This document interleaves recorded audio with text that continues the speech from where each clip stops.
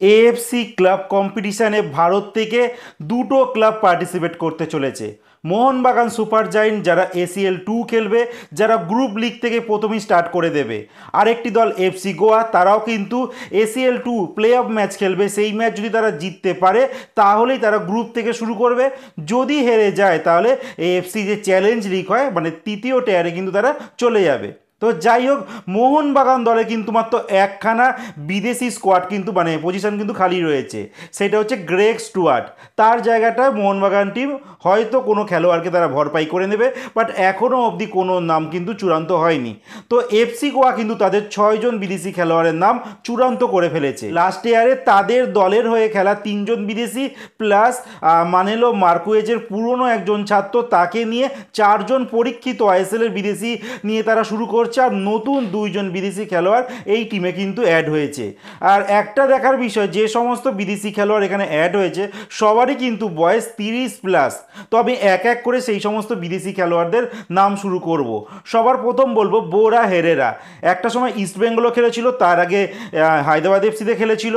আর হায়দ্রাবাদ এফসির কোচ ছিল Emmanuel Marquez. তার পুরনো ছাত্রকে এফসি গোয়াতে তিনি নিয়ে যান, আর সেখানে মোটের উপর কিন্তু ভালোই সফল এই বোরা হেরেরা। বর্তমানে তার 32 বছর বয়স। এবার দ্বিতীয় যে খেলোয়াড়টির নাম বলবো জেভিয়ার সিবেরিও তোরো।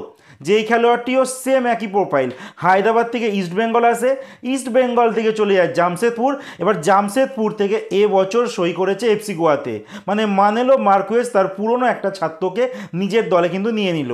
কিন্তু এই সিবেরিও তোরো হায়দ্রাবাদে যতটা সাকসেসফুল হয়েছিল ইস্টবেঙ্গল তো একদমই হয়নি, জামশেদপুরে মোটামুটি একটা হয়েছিল। দেখা যাক তিনি তার পুরনো কোচের আন্ডারে খেলে এফসি গোয়াতে সাকসেস দিতে পারে কিনা। এবার 3 নম্বর যে বিদেশি খেলোয়াড়টার নাম বলবো ড্রেজান ড্যাজিক, একজন সার্বিয়ান খেলোয়াড়। এই খেলোয়াড়টির বয়স 29 বছর বয়স, আর এই খেলোয়াড়টিও কিন্তু লাস্ট ইয়ার এফসি গোয়ার টিমে ছিল। তো 3টে বিদেশি খেলোয়াড় হয়ে গেল। এরপর যে 4 নম্বর বিদেশি খেলোয়াড়ের নাম বলবো তার নাম ইকার গোয়ারেৎসেনা। স্পেনের একজন খেলোয়াড়, 32 বছর বয়স।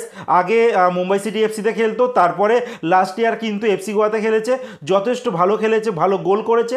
আর এই খেলোয়াড়টির বর্তমানে 32 বছর বয়স, তিনিও কিন্তু স্টে করে গেছে এফসি গোয়াতে। মানে 4জন কিন্তু পুরনো এই মানেলো মার্কুয়েজের ছাত্র কিন্তু এবছর থাকতে চলেছে তার টিমে।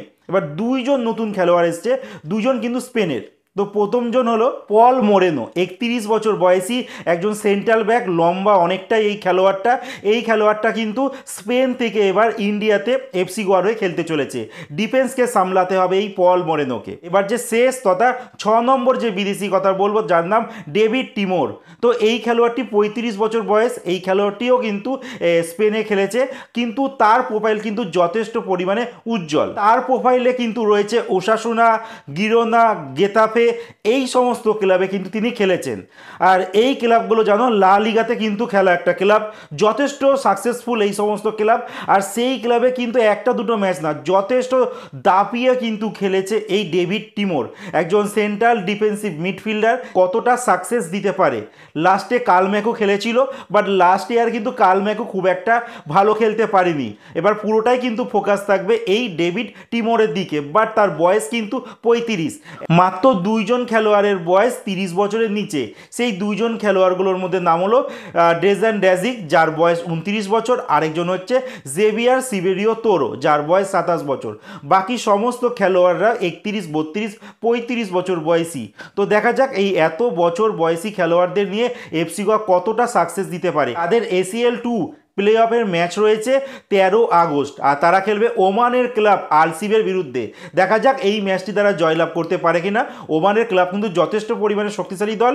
এবার এই ক্লাবটিকে যদি হারাতে পারে তাহলে কিন্তু তারা মোহনবাগানের মতো ACL2তে কিন্তু গ্রুপ পর্যায় থেকে শুরু করতে পারবে।